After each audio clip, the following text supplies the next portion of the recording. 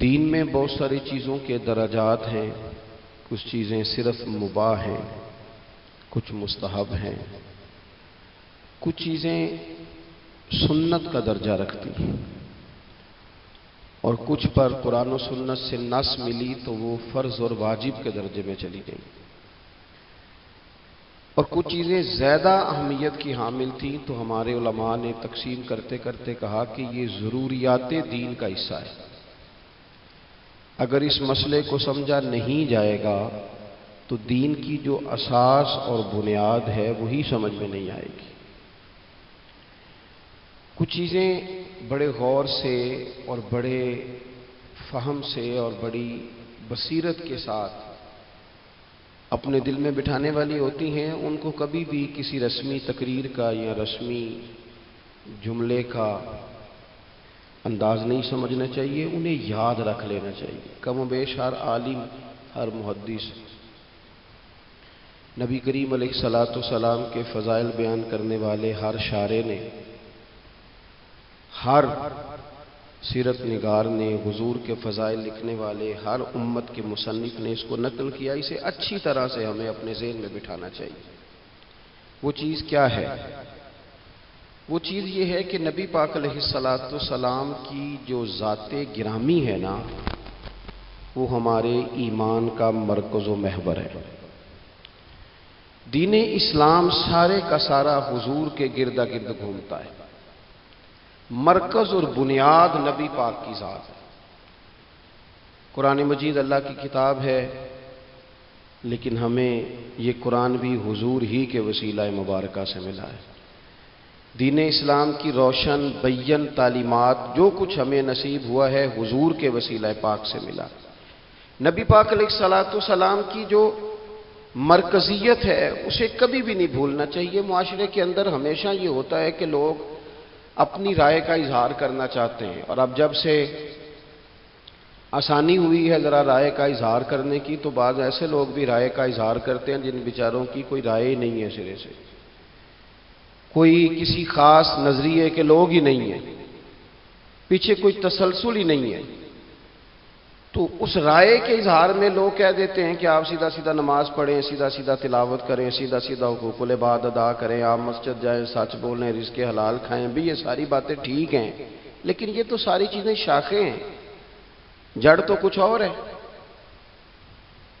اگر آپ ہر وقت درخت کے پتوں کی بات کریں، پھولوں کی بات کریں، سائے کی بات کریں، لیکن جڑ کی بات ہی نہ کریں تو جڑ نہیں ہوگی تو وہ تو سارا درخت خشک ہو جائے گا، وہ تو کوئی پھل نہیں دے گا، کوئی سایہ نہیں دے گا، کوئی کسی قسم کی خوشبو نہیں بانٹے گا۔ دین اسلام کی جڑ اور بنیاد رسول پاک کی ذات گرامی ہے۔ اگر حضور سید عالم علیہ السلام کی اس مرکزی حیثیت کو امت سمجھ جاتی ہے تو پھر اسے باقی بھی سارا دین سمجھ میں آئے گا۔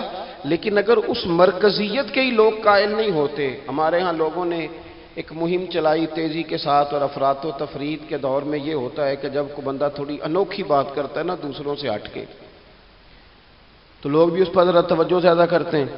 اس کا نقصان ہمیں یہ ہوا کہ ہمارے جوانوں کو جو خاص چیز سمجھنی چاہیے تھی، جس پر پورا فوکس کرنا چاہیے تھا، وہ اس سے دائیں بائیں ہٹنے لگے۔ حضور علیہ السلام کی ذات گرامی ایمان کا مرکز و محور ہے۔ رب فرماتا ہے فَلَا وَرَبِّكَ لَا يُؤْمِنُونَ حَتَّى يُحَكِّمُوكَ فِيمَا شَجَرَ بَيْنَهُمْ۔ اے محبوب مجھے تیرے رب کی قسم، یہ ذرا انداز بھی دیکھیں قرآن پاک کا، اے محبوب مجھے آپ کے رب کی قسم، محبوب آپ کے رب کی قسم، یہ لوگ اتنی دیر تک مومن نہیں ہو سکتے جب تک آپ کے ہر فیصلے کو قبول نہیں کر لیتے۔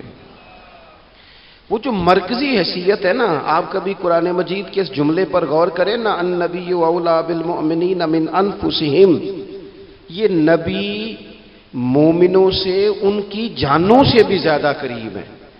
آپ ان جملوں کی لطافت کبھی محسوس کریں نا کہ حضور ہمارے اتنے قریب ہیں مومن ہونے کے بعد، حضور کا قرب ہمیں اتنا حاصل ہے کہ ہماری جان سے بھی حضور ہمارے زیادہ قریب ہیں۔ لیکن نا کچھ لوگ بڑے قریب ہوتے ہیں بندے کے، بندہ سارا کچھ چھوڑ سکتا ہے، ان کو نہیں چھوڑ سکتا۔ رب کریم نے ہمیں کہا ہے کسی دنیاوی دھوکے کا شکار نہ ہونا، تمہارے سب سے قریب محبوب پاک ہیں۔ ہر چیز چھوڑی جا سکتی ہے، رسول کریم کا دروازہ چھوڑا نہیں جا سکتا۔ اثاثہ قلب و جاں وہی ہے، وہ میرے اندر کی روشنی ہے، میرا تو سب کچھ میرا نبی ہے۔ نبی کریم علیہ الصلوۃ والسلام کی جو خاص مرکزی حیثیت ہے، اس پر پورا جب تک امت فوکس نہیں کرتی، اس کو سمجھ نہیں لیتی۔ کچھ چیزیں ایسی ہوتی ہیں جو بندے کے پاس ہوتی ہیں، لیکن اسے محسوسات میں لانے کی ضرورت ہوتی ہے۔ ماں باپ سب کے پاس ہی ہوتے ہیں، لیکن احساس پیدا کرنے کی ضرورت ہے کہ میرا والد بیٹھا ہے، احساس پیدا کرنے کی حاجت ہے کہ میری ماں موجود ہے۔ بچے سبھی کے پاس ہوتے ہیں، اسکول بھی سبھی لوگ ان کو بھیجتے ہیں، مدرسے کی تعلیم بھی دلوانے کی لوگ مقدور بھر کوشش کرتے ہیں۔ لوگ کوشش کرتے ہیں کہ ان کی ضروریات کی ساری چیزوں کا خیال کیا جائے، لیکن یہ احساس کہ میرا بچہ سوچتا کیا ہے، وہ چاہتا کیا ہے، مجھے اس کی تربیت کس طرح کرنی چاہیے، یہ غور کرنا کہ آج کل اس کے دل میں کون سے خیالات اٹھ رہے ہیں، اس کے ذہن کی سطح پر کون سے سوالات ابھرتے ہیں، ان چیزوں کا احساس کوئی کوئی کرتا ہے۔ میرے بھائی، رشتے سبھی کے پاس ہوتے ہیں، لیکن ان کی کشش، ان کا درد، ان کی کسک، وہ کسی نے کہا تھا کہ زندگی میں وہ بھی عجیب لمحہ تھا۔ ذرا اس بات کا درد دیکھیے گا کتنا گہرا ہے۔ کہنے لگے زندگی میں وہ بھی عجیب لمحہ تھا، وہ میرے ساتھ تھا پر میں تنہا تھا۔ کچھ لوگ ساتھ ہو کے بھی ساتھ نہیں ہوتے، رشتے ڈھیر سارے ہوتے ہیں پر انسان اپنے آپ کو تنہا محسوس کرتا ہے۔ دوستو، ہمارے پاس حضور نبی کریم علیہ السلام کا یہ رشتہ موجود ہے۔ حضور ہماری جانوں سے زیادہ قریب ہیں، لیکن شرط یہ ہے کہ کبھی موبائل بند کر کے تنہائی میں بیٹھ کے خوشبو لگا کے درود پڑھ کے محبوب کی بارگاہ میں نذرانہ بھیج کے تو دیکھو۔ کبھی رسول پاک علیہ الصلوۃ والسلام کے مدینہ شریف کی یاد میں، قرآن پاک کی تلاوت میں، حضور کی سیرت اور سوانے کی لذت میں اپنے آپ کو پوری طرح محو کر کے تو دیکھو۔ کبھی کوئی نعت آنکھیں بند کر کے حضور کے جلووں کی طرف بڑھ کر دیکھو تو صحیح۔ اس رشتے کا جو درد ہے، اس رشتے کا جو حسن ہے، اس کی جو معنویت ہے، اس کو بس محسوس کرنے کی ضرورت ہے۔ وہ کسی نے کہا تھا ہم نے تو دل میں سجا رکھی ہے تصویر یار، بس ذرا گردن جھکائی دیکھ لی۔ اپنے دل کے اندر محبوب کریم علیہ الصلوۃ والسلام کو بٹھا رکھا ہے۔ دیکھو، جن لوگوں میں یہ درد تھا نا، ابو داؤد شریف میں ایک حدیث ہے، بہت سارے لوگ ایسے ہیں جو کہتے ہیں کہ جناب ہم نے نا سارے ظاہری دلائل پر ہی فیصلہ کرنا ہے۔ کچھ فیصلے ضمیر کی آواز پر بھی ہوتے ہیں، کچھ فیصلے دل کی گواہیوں پر بھی ہوتے ہیں، کچھ فیصلے ایسے ہوتے ہیں جو کرنے پر روح بھی مجبور کرتی ہے، کچھ جگہیں ایسی ہوتی ہیں جہاں جسم نہیں جاتا پر عشق بندے کو گھسیٹ کر وہاں لے جاتا ہے۔ حیدر شاہ اس گلی کدے نہ رول دی، پر ہن تے میں رول دی میں رول گئیاں۔ کچھ جگہ پہ انسان کو جانا ہی پڑتا ہے۔ ایک صحابی ہیں حضرت خزیمہ رضی اللہ تعالیٰ عنہ، ابو داؤد شریف میں حدیث موجود ہے، نبی پاک علیہ الصلوۃ والسلام نے ایک یہودی سے گھوڑا خرید لیا۔ حضور نے فرمایا آ میرے ساتھ، میں تمہیں پیسے دیتا ہوں۔ اللہ کے محبوب تھوڑا آگے تشریف لے گئے، یہ ذرا تھوڑے فاصلے پہ پیچھے آ رہا تھا۔ راستے میں لوگوں نے اس کو کہا کہ تو نے تو سستا بیچ دیا ہے، گھوڑا تو مہنگا ہے، قیمت زیادہ لگا دی، یہ مکر گیا۔ محبوب کریم علیہ السلام نے پیسے تھمائے، پیسے لو، گھوڑا دو، کہنے لگا کون سا گھوڑا، میں نے تو بیچا ہی نہیں۔ اب جب سودا ہوا تھا گھوڑے کا تو حضور تھے یا وہ یہودی تھا، تیسرا شخص ہی کوئی نہیں تھا۔ کون سا گھوڑا، کیسا گھوڑا؟ اپنا حق چھوڑ دینا یہ بھی بعض اوقات بزدلی ہوتا ہے۔ نبی کریم علیہ السلام نے فرمایا بھائی تو کیسے مکر سکتا ہے جب تیرا میرا سودا طے ہوا ہے؟ جب ایک مخصوص رقم پر تو نے اسے بیچ دیا ہے تو مکر کیسے سکتا ہے؟ تو پیسے لے اور گھوڑا دے۔ اب جب تھوڑی سی بات تکرار میں آئی تو کچھ لوگ وہاں جمع ہو گئے، مسلمان، یہودی اور بھی کئی لوگ۔ وہ یہودی کہنے لگا جی آپ اس طرح کریں، ایک گواہ دے دے، میں زیادہ نہیں مانگتا، ایک دے دے، ایک بندہ کہہ دے کہ یہ گھوڑا میں نے بیچا ہے اور آپ نے خریدا ہے تو میں آپ کے حوالے کر دوں گا. وہاں بندہ کوئی دوسرا موجود ہی نہیں تھا تو گواہ کسے پیش کیا جائے؟ حضرت خزیمہ رضی اللہ تعالیٰ عنہ نبی کریم کے صحابی ہیں. فوراً بولے، وہ بھی لوگوں کی باتیں سن کے وہاں آئے تھے، فوراً بولے، کہنے لگے یا رسول اللہ میں دیتا ہوں گواہی. دوڑ کے آگے آئے، کہنے لگے جی میں گواہی دیتا ہوں کہ آپ نے گھوڑا خریدا ہے، یہودی نے بیچا ہے. اب اس نے کہا تھا ایک بندہ کہہ دے تو میں دے دوں گا. اس کی شرط پوری ہو گئی. حضور نے پیسے اس کے ہاتھ میں دیے، اس نے گھوڑا محبوب کے دستے مبارک میں لگام تھمائی، حضور تشریف لے گئے، غلام کو دیا، گھوڑا گھر چلا گیا. نبی کریم نے حضرت خزیمہ سے کہا خزیمہ ایک بات تو بتا، تو تھا ہی نہیں اور تو نے بن دیکھے گواہی کیسے دے دی؟ تو حضرت خزیمہ رضی اللہ تعالیٰ عنہ کہنے لگے یا رسول اللہ یہ تو زمین کی خبر ہے نا، میں نے تو آسمان کی چیزیں بھی نہیں دیکھی، آپ نے کہا ہے تو میں مان گیا ہوں. تو میں تو آسمانی خبریں مان گیا، میں تو جنت آپ کے کہنے پہ مان گیا، میں تو دوزخ آپ کے کہنے پہ مان گیا، میں تو فرشتے آپ کے کہنے پہ مان گیا، میں تو قیامت کی ساری باتیں آپ کے کہنے پہ مان گیا. وہ بتا رہے ہیں، گویا وہ سمجھا رہے ہیں یا رسول اللہ میں نے تو رب بھی نہیں دیکھا، تو آپ کے کہنے پر مان گیا. اور جب اتنی ساری چیزیں آپ کے کہنے پہ مان گیا ہوں تو گھوڑا تو چیز ہی کوئی نہیں. اب دیکھیں حضور کا تبصرہ یہاں کیا ہے. انہوں نے ایمان کا مرکز و محور ذات مصطفیٰ کو سمجھا. ان کو سمجھ آئی کہ کل کائنات حضور کی ذات ہے. اب حضور سید عالم علیہ السلام نے اس بات کو سن کر اعلان کیا فرمایا؟ حضور فرمانے لگے لوگوں جہاں بھی شرعی گواہی کی ضرورت ہو نہ دو گواہ چاہیے ہوتے ہیں، لیکن جہاں میرا یہ خزیمہ موجود ہو ایک کی گواہی دو کے برابر شمار کی جائے گی. اتنا بڑا اعزاز، نظریاتی طور پر اتنی زیادہ پختگی. جب تک اپنے ایمان کا مرکز اور محور ذات مصطفیٰ کو نہیں سمجھا جاتا. ایک اور بھی بات عرض کروں، کئی کام ہوتے ہیں، وہ کام تو ہوتے ہیں پر خشک بڑے ہوتے ہیں. کچھ ڈیوٹیاں تو ہوتی ہیں لیکن وہ ڈیوٹیاں تھکا بڑا دیتی ہیں. کچھ سفر تو ہوتے ہیں پر وہ سفر پورے وجود کو توڑ پھوڑ کے رکھ دیتے ہیں. لیکن کچھ کام ایسے ہوتے ہیں جو بندہ بڑے ذوق سے کرتا ہے.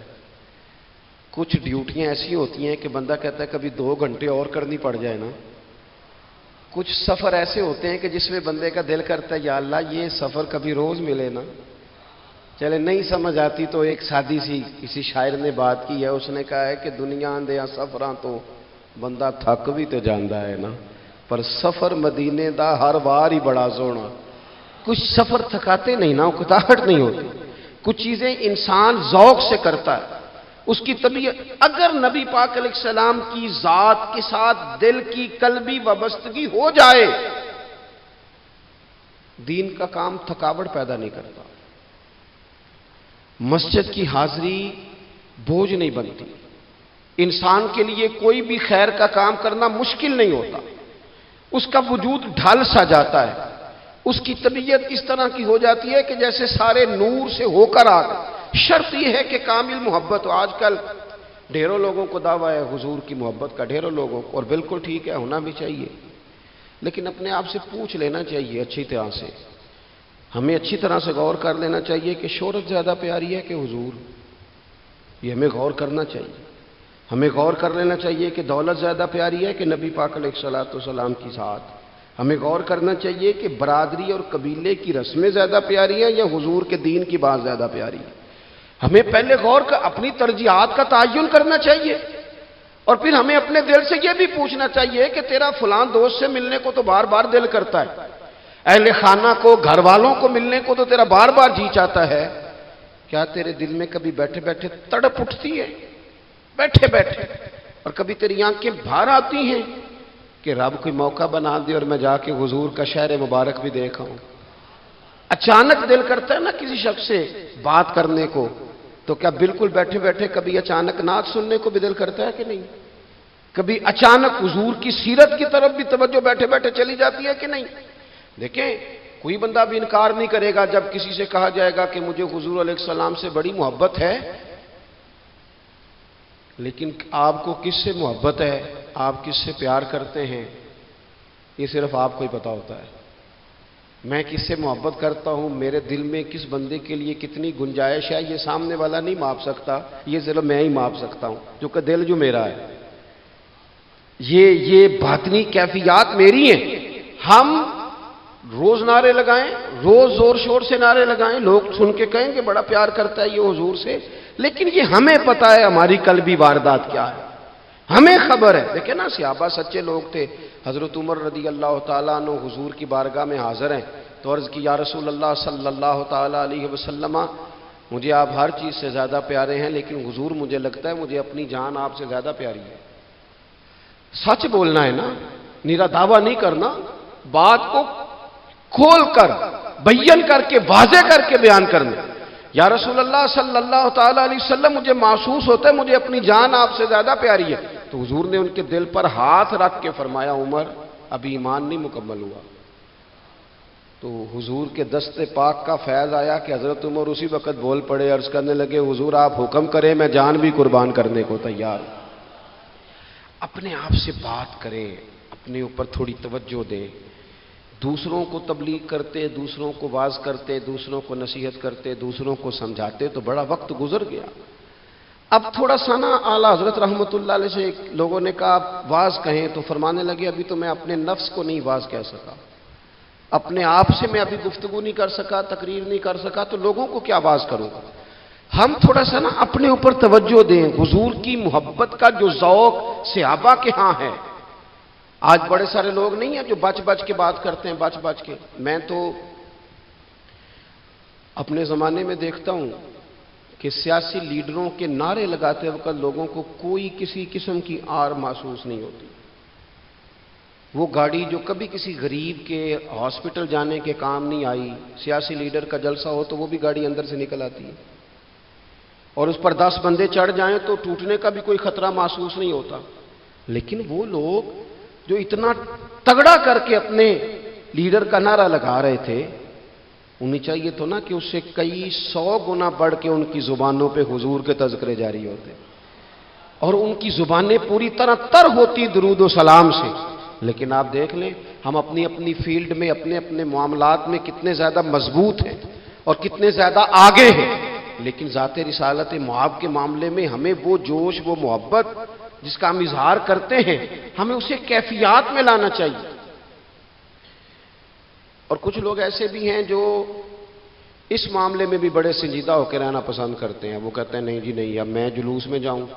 اور میں حیران ہوتا ہوں، جو قوم روز کوئی نہ کوئی جلوس نکالتی ہے، وہ نبی پاک کا جلوس آتا ہے تو وہ شرعی دلائل پوچھنے شروع کر دیتی ہے کہ بھئی اس پر کوئی دلیل ہے؟ تو میں نے کہا یہ جو روز نکلتے ہیں ان پر دلیلیں ہیں؟ کبھی کسی نے سوال نہیں کیا، کبھی کسی شخص نے کوئی بات نہیں کی، اور یہاں لوگ دلائل کی دنیا میں اتر آتے ہیں۔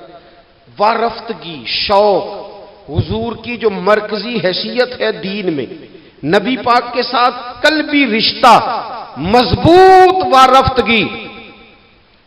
عروہ بن مسعود ثقفی کفر کی طرف سے نہ سفیر بن کے آئے تھے حدیبیہ میں۔ تو جب کوئی بندہ کسی کا سفیر بن کے آتا ہے تو وہ اس کی پوری ترجمانی بھی کرتا ہے، پورے نمائندے بن کے آئے تھے۔ یہاں کچھ وقت انہوں نے حضور کے صحابہ کے ساتھ گزارا اور واپس گئے، تو جا کے کہنے لگے لوگوں میں سفیر آدمی ہوں، میں نے کافی ساری دنیا دیکھی ہے۔ سفیر جو ہوتے ہیں نا مختلف ممالک میں تعینات، وہ مختلف تہذیبوں کو دیکھتے ہیں، مختلف حکومتوں کو دیکھتے ہیں، مختلف نظریات کا مطالعہ کرتے ہیں۔ کہنے لگے میں مختلف قسم کے لوگوں کو دیکھ کے آیا ہوں، کیسر و کسریٰ کے بڑے بڑے دربار میں نے دیکھے، اور عرب کے اندر کچھ ایسے لوگ بھی تھے اس دنیا میں کہ جو اپنے آپ کو سجدہ کرواتے تھے، معاذ اللہ۔ کہا میں نے بڑے بڑے دربار دیکھے ہیں، لیکن میں عجیب رنگ دیکھ کے آیا ہوں رسول پاک کے غلاموں کا حضور کے ساتھ۔ یعنی حضور سجدہ کرنے سے منع کرتے ہیں، لباس سادہ پہنتے ہیں، کوئی بڑا تخت نہیں لگاتے، کوئی بڑا نبی پاک محل نہیں بناتے، حضور زمین پر تشریف فرما ہیں وہیں وضو کرتے ہیں، اور کسی کو حضور رغبت بھی نہیں دیتے یہ کام کرنے کی۔ لیکن باوجود اس کے جو وہاں کیفیت عروہ بن مسعود نے دیکھی وہ صحیح بخاری میں موجود ہے۔ کہنے لگے میں عجیب نظارہ دیکھ کے آیا ہوں کہ حضور بلغم شریف اپنے ناک سے نکالتے ہیں۔ بلغم، بلغم ماں بڑا پیار کرتی ہے نا بچے سے، تو اس کی ناک سے یا گلے سے کبھی بلغم نکل آئے تو اماں نا ایسے ایسے ادھر منہ کر کے پھینکتی ہے، ایسے کر کے پھینکتی ہے، کبھی نکالنی بھی پڑ جائے۔ صحیح کہہ رہا ہوں میں؟ لیکن یہ دیکھیں، اور یہ ان لوگوں کی بات ہے جو عام لوگ نہیں، یہ عروا جمیع صحابہ کی بات کر رہے ہیں۔ اور یہ بندے کون ہیں؟ حضرت ابو بکر صدیق جیسے سمجھدار لوگ، حضرت عمر جیسے لاکھوں مربع میل کی حکومتیں چلانے والے لوگ، حضرت عثمان غنی کی طرح کے لوگ جو جس کاروبار میں بھی ہاتھ ڈالتے ہیں چار چاند لگا دیتے، حضرت مولا علی شیر خدا جیسے علم و حکمت اور دانائی والے لوگ، یہ کیا کرتے ہیں؟ عروہ کہنے لگے کہ نبی پاک کے ناک مبارک سے بلغم نکلتی ہے تو اپنے چہروں پہ مان لیتے ہیں یار، اور یہ صحیح بخاری میں موجود ہے، وہ اپنے جسموں پہ ملتے ہیں۔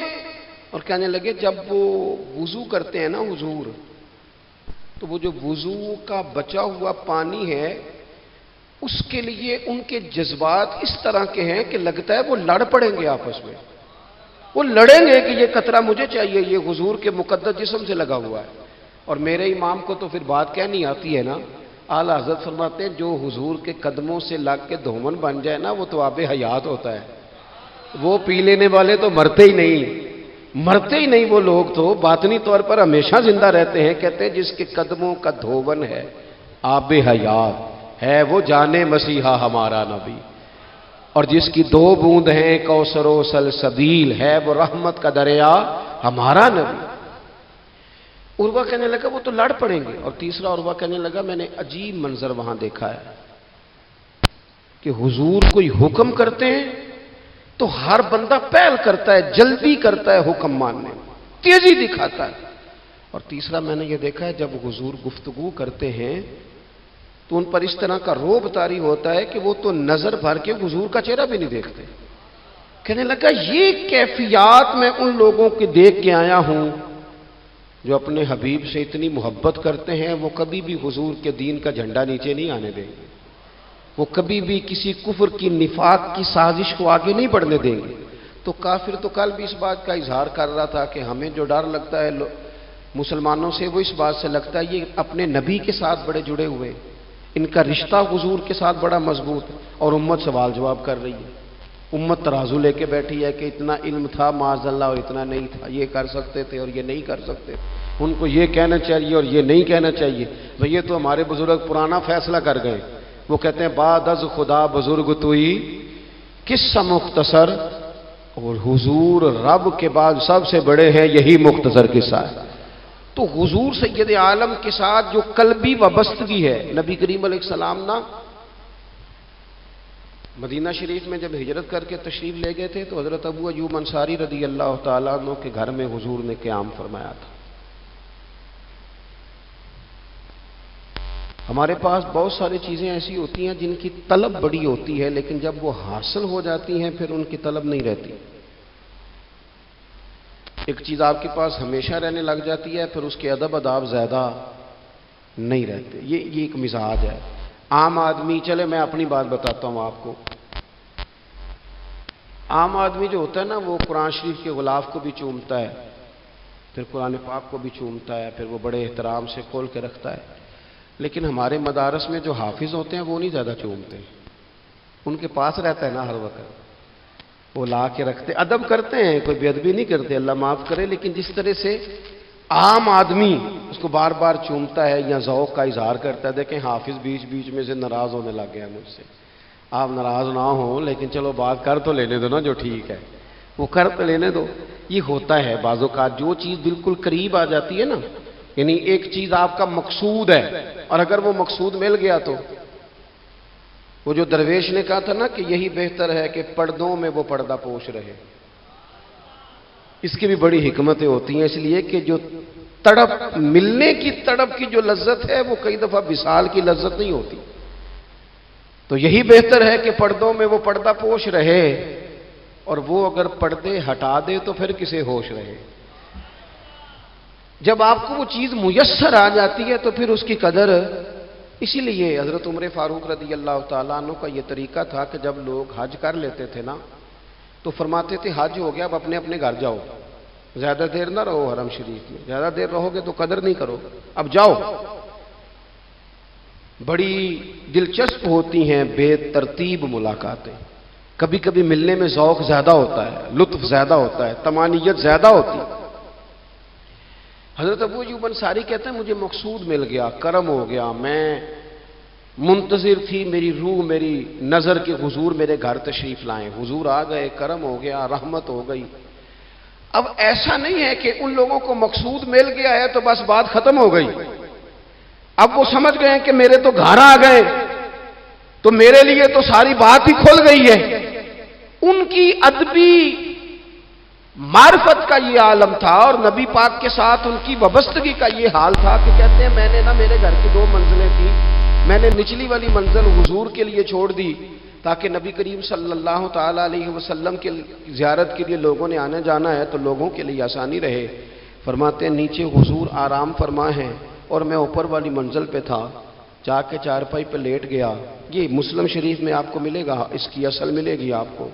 فرماتے ہیں میں آرام سے جا کے چھت پہ لیٹ گیا، رات کا تھوڑا سا پہر گزرا تو میرے دل میں خیال آیا وہ ایوب تو اوپر ہے اور حضور نیچے ہے، پائے نظر ہوش میں آ، یہ کوہ نبی ہے، آنکھوں سے بھی چلنا یہاں بے ادبی ہے. اور امام فرماتے ہیں حرم کی زمین اور قدم رکھ کے چلنا، ارے سر کا موقع ہے او جانے والے. کہا حضور نیچے. فرماتے ہیں ساری رات میں ایک دیوار کے ساتھ پیچھے ہو کے بیٹھا رہا، ساری رات یہ سوچتا تھا کہیں میں وہاں نہ چل دوں جہاں حضور آرام فرما ہو، میرے قدم نہ آ جائیں. میں تڑپتا رہا. مقصود پاس آ گیا ہے، وہ چیز حاصل ہو گئی ہے، لیکن اس کی تڑپ میں اضافہ ہوا ہے، احترام بڑا ہے. یعنی اب سوچ رہے ہیں کہ میں ان کا ادب کیسے کروں، ان سے محبت کیسے کروں، کس اعزاز سے انہیں بٹھاؤں. فرماتے ہیں کہ تڑپ کے میں صبح حاضر بارگاہ ہوا. میں نے کہا یا رسول اللہ کریم کرم ہو جائے، میری تو بساط ہی نہیں، میں چھت پہ کیسے گزارا کروں گا. تو حضور فرمانے لگے میرے پاس تو لوگوں نے آنے جانا ہے، میں تو نیچے ذرا آسانی محسوس کرتا ہوں، یہی ٹھیک. یا رسول اللہ آپ کی بات ٹھیک ہے، پر کریم اگر کرم ہو جائے نا تو مہربانی ہوگی. اللہ کے رسول نے جب نظر مبارک اٹھا کے حضرت ابو ایوب انصاری کا چہرہ دیکھا نا، خیال آیا مسلمان نیک و بد پہچان جاتے ہیں اور محمد تو آدمی کے دل کی باتیں جان جاتے ہیں صلی اللہ تعالی علیہ وسلم. حضور نے جب نظر فرمائی اور ان کی آنکھوں میں چمکتے ہوئے آنسو دیکھے تو حضور فرمانے لگے میں سمجھ گیا ہوں تو نہ اوپر رہ پائے گا نہ سو پائے گا، تو بچے لے کے نیچے آ جا، میں ہی اوپر چلا جاتا ہوں. صحابہ کی وہ جو خاص قلبی کیفیات ہے رسول پاک کے ساتھ. میرے سنگیوں دیکھو میلاد شریف کا جو جھنڈا ہے وہ بھی میلاد شریف کا ہی ہے،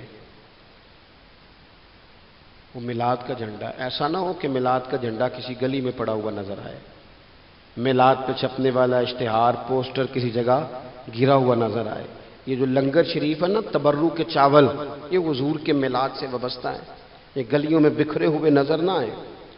اس طرح کی کیفیات نہ ہو کہ محسوس ہو کہ جناب یہ تو احترام والے لوگ ہیں، یہ لوگ تو حضور کی محبت کی بات کرتے ہیں.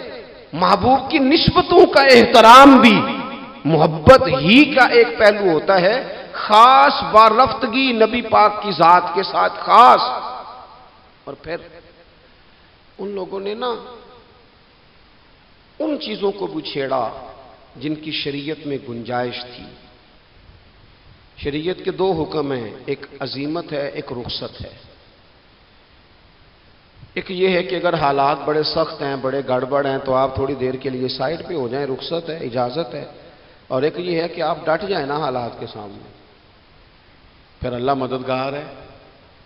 ایک یہ ہے کہ گنجائش ہے اور ایک یہ ہے کہ دل نہیں میرا مانتا، میں گنجائش کا کیا کروں، میری طبیعت نہیں مانتی. چلیں ایک بات اور کھول دیتے ہیں. ایک ہوتا ہے حکم، ایک ہوتی ہے رضا. ان دونوں میں فرق ہوتا ہے.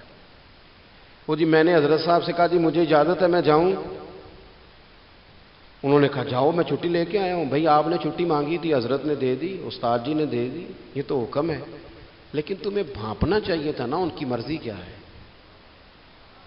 ان کی رضا کیا ہے. رضا تو اس طرح کی ہوتی ہے کہ مکتب عشق کا دستور نرالا دیکھا، اس کو چھٹی نہ ملی جس نے سبق یاد کیا۔ میرا ایک دیہاتی ماحول سے تعلق ہے۔ ہمارے سرکاری اسکولوں میں نا ایک مانیٹر بنا دیتے تھے، جو بچہ لائق ہوتا تھا نا وہ مانیٹر بن جاتا تھا، حالانکہ لائق ہوتا تھا، سیانا ہوتا تھا، لیکن مانیٹر بن کے نا اس کی ذمہ داری بڑھ جاتی تھی، پھر اس کو کنجیاں ہی مل جاتی تھی، اسی نے سب سے پہلے آنا ہے، اس نے سب سے بعد میں جانا ہے، ہر چیز اس کے سپرد۔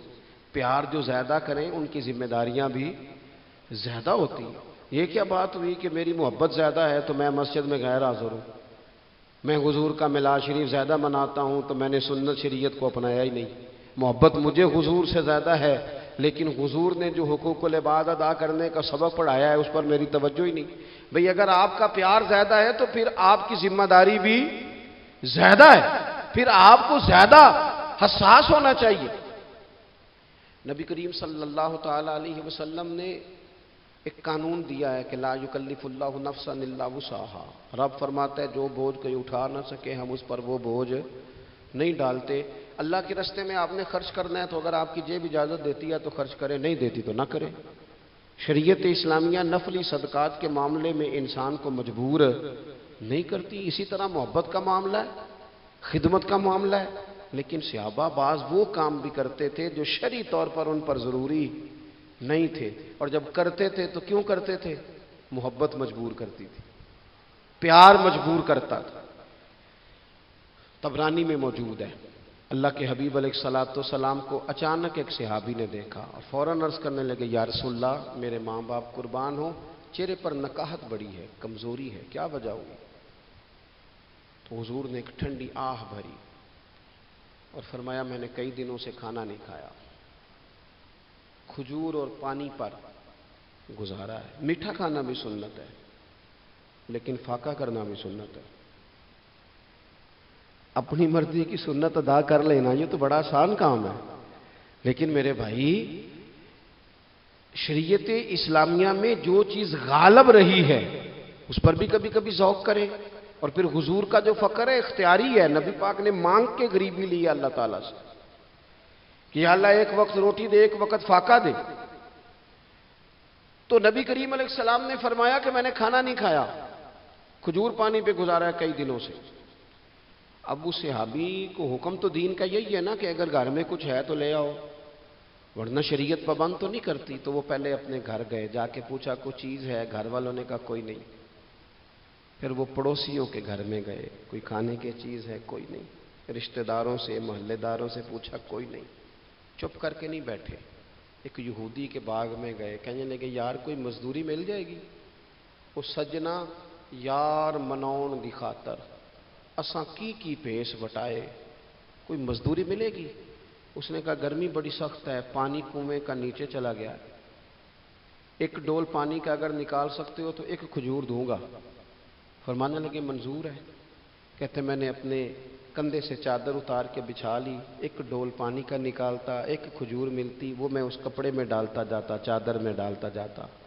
جب ذرا میری چادر بھر گئی کھجوروں سے، میں نے اسے سمیٹا، لے جا کے حضور کی بارگاہ میں پیش کیا، محبوب وہیں بیٹھے تھے۔ کہتے حضور نے میرا پسینے سے شرابور وجود دیکھا اور میرے چھالوں سے بھرے ہوئے ہاتھ دیکھے اور میری تھکے تھکے وجود کو دیکھا، تو کریم نے ایک کھجور اٹھائی اور اٹھا کے منہ میں رکھی۔ حضور فرمانے لگے کس نے تجھے مجبور کیا یہ کام کرنے پہ؟ اس کی مجبوری تو کوئی نہیں نا، کس نے تجھے مجبور کیا؟ تو کہتے ہیں دو آنسو میرے بھی چھلک پڑے۔ میں نے عرض کی حضور ہمیں کوئی مجبور کر سکتا ہے؟ ہمیں آپ کی محبت نہیں مجبور کیا، حضور یہ محبت ہے جس نے مجبور کیا۔ یا رسول اللہ کائنات کی ہر چیز سے بڑھ کر آپ سے پیار ہے۔ یہ غریب آدمی، سادے لوگ ہیں، یہ بہت مہنگے تحائف لانے کی ظاہری پوزیشن میں نہیں ہیں، لیکن دیکھو نا اظہار محبت کے معاملے میں کتنا بڑا دل رکھتے ہیں۔ یا رسول اللہ صلی اللہ تعالی علیہ وسلم آقا محبت نے مجبور کیا، وہاں انعام نہیں ملا، ظاہری طور پر جو انعام ہوتے ہیں وہ نہیں، اس کا نہیں حضور نے اعلان کیا۔ حضور فرمانے لگے سن پھر اگر تو مجھ سے محبت کرتا ہے تو فقر و فاقے کی تیاری کر، مصیبت کے لیے تیاری کر. اگر جو مجھ سے محبت کرتا ہے اس کی طرف تو مصیبتیں دوڑ کے آیا کرتی. پھر تو تیاری رکھ, پھر تو سہنا سیکھ, پھر دل بڑا کر, کشادہ کر, پھر دیکھ تجھے آزمائشیں آئیں گی.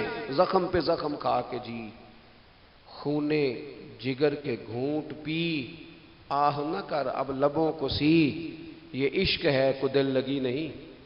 یہ کوئی ایسی تھوڑی ہے کہ تیری دل لگی تھی اور تو دو باتیں کر سن کے تو چلا گیا. یہ عشق ہے کوئی دل لگی نہیں.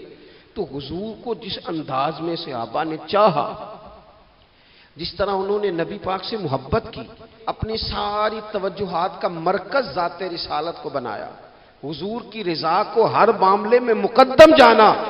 ہماری ذمہ داریاں ہیں کہ ہم بھی اپنے محبوب کے لیے اپنے جذبات کو کشادہ کریں, اپنے دل میں وہ ساری باتیں پیدا کریں جس کی بنیاد پر ہمارا بھی ایمانی رشتہ نبی کریم سے مضبوط ہو سکے. بات ختم کرنے لگا ہوں. دیکھو, جس کو حضور سے پیار ہوگا نا, اسے نبی پاک کے صحابہ سے بھی پیار ہوگا, اور جسے حضور سے محبت ہے اسے اولاد رسول سے بھی محبت ہے, اور جسے حضور سے محبت ہے اسے امت رسول سے بھی محبت ہے. میں اور آپ بڑے آرام سے اپنے اپنے گھروں میں بیٹھے, لیکن 2 مہینے ہونے کو ہیں, سیلاب والے اپنی بیٹیاں لے کے جھونپڑیوں میں بیٹھے سڑکوں میں. 4 دن خبریں زیادہ تھیں اخبارات میں, تو ہمیں بھی تھوڑا احساس زیادہ تھا, کیونکہ اب خبریں مدھم ہو گئی ہیں تو ہماری طبیعتیں بھی مدھم ہو گئی ہیں. ہم تو چلتے ہیں کہ آج کل ٹرینڈ کیا ہے, وائرل کیا چیز ہے, اس کے مطابق ہم بھی اپنا ٹرینڈ چینج کر لیتے ہیں. میں مسافر ہوں, بڑے سفر کرتا ہوں روز, تو بہت سارے لوگ محبت سے کہتے ہیں آج ہمارے ہاں رہ جائیں. تو میں ان سے کہتا ہوں یار, جو نیند اپنے بیڈ پہ آتی ہے وہ کسی اور جگہ نہیں آتی. گھر ہی جانے دو, گھر ہی بندہ آرام سے سکون سے سو سکتا ہے. کسی کا بڑا بہترین گھر بھی ہو تو جب کسی کے گھر نیند نہیں آتی, بچے نہیں سوتے, اپنے گھر جانا ہے, تو مجھے بتاؤ جو بیچارے جھونپڑیوں میں آ کے بیٹھ گئے ان کے لیے کتنی مشکل بات ہے, خیموں میں بیٹھے. لیکن کیا کریں, اس وقت جتنی سیاسی جماعتیں ہیں نا ملک میں, سب حکومت میں, کسی کی پنجاب میں حکومت ہے, کسی کی مرکز میں ہے, کسی کی کہیں ہے. چاہیے تھا نا یہ سارے وسائل استعمال کرتے اور ان لوگوں کی خدمت میں پہنچتے. ہمیں اپنے دل کشادہ کرنے چاہیے حضور کی امت کے لیے. میلاد شریف کی جہاں جہاں بھی محفل ہو نا, کوشش کریں غربا کو بٹھا کے اچھے طریقے سے روٹی کھلائی جائے, ان کا اکرام کیا جائے, اس لیے کہ یہ نبی پاک کی امت ہے, ان سے پیار کیا جائے. اور دیکھو, حضور سے پیار ہے تو امت سے پیار ہے, تو پھر ہمیں حضور کی شریعت سے بھی پیار ہونا چاہیے نا. ہمیں ہر جگہ مقدم کرنا چاہیے دین کو. اگر کل 10ویں 40ویں جنازے پہ ہم دین کی بات کرتے ہیں تو پھر ہمیں نکاح ولیمے اور عقیقے والے دن بھی دین کی بات ہی کرنی چاہیے. وہاں بھی ہمیں ترجیح دین ہی کو دینی چاہیے. یہ کیا بات ہوئی کہ جب غم آئے تو رخ اللہ رسول کی طرف ہو گیا, اور جب خوشیاں ملی تو پھر سارے شیطانی کام شروع کر دیے. یہ حضرت بابا فرید الدین مسعود گنج شکر کا وطن ہے. یہاں سے نا خوشبوئیں پھیلی ہیں پوری دنیا میں رسول اللہ کے دین کی. یہاں سے لوگوں نے فیض پایا ہے. اور سنگیو, یہاں آ کے وقت گزارنے والے محبوب الہی بن جایا کرتے. آپ محسوس کریں کہ یہ دھرتی کتنی کو زرخیز ہوگی, یا رنگ کتنا کو بڑا ہوگا. حضرت بابا صاحب رحمۃ اللہ علیہ کا خواجہ نظام صاحب کے ساتھ ایک خط ہے. جب انہوں نے کہا نا حضور ملنے کو بڑا دل چاہتا ہے, تڑپتا ہوں, تو بابا صاحب نے جواب میں لکھا تھا کہ نظام, فرید کا دل تجھ سے زیادہ تجھے ملنے کو کرتا ہے, لیکن اگر میں چل کے تیرے پاس آؤں گا تو یہاں دینی خدمت کا نقصان ہوگا, اور اگر تو چل کے آئے گا تو جو ڈیوٹیاں تو کر رہا ہے وہاں دینی معاملات کا نقصان ہوگا. فرمانے لگے تو وہاں بیٹھ کے رسول اللہ کے دین کی نوکری کر, میں یہاں بیٹھ کے کرتا ہوں, اللہ جنت میں دونوں کی ملاقات کرا دے گا. آپ خصوصیات دیکھتے ہیں ہمارے بزرگوں کے نظریات کیا ہیں. وہ لوگ قائل ہیں خدمات کے, وہ خدمات کے قائل. اس لیے اپنی زندگی کے اندر ہمیں نصب العین بنانا چاہیے. آج اس جگہ بیٹھ کر حضور کی محفل پاک سجا کر ہمیں اس بات کا تہیہ کرنا چاہیے کہ ہم حضور سے بھی پیار کرتے ہیں، حضور کی امت سے بھی پیار کرتے ہیں، صحابہ سے بھی پیار کرتے ہیں، اولاد رسول سے بھی پیار کرتے ہیں، نبی پاک پر آنے والی کتاب سے بھی پیار کرتے ہیں، اور رسول پاک علیہ السلام نے جس سے پیار کیا ہم ان سب سے بھی پیار کرتے ہیں، اور حضور نے جس محنت کے ساتھ دین کی تعلیمات ہم تک پہنچائی ہیں ہم ان تعلیمات کو بھی دل و جان سے چاہتے ہیں۔ اللہ تعالیٰ میری اور آپ کی حاضری قبول فرمائے۔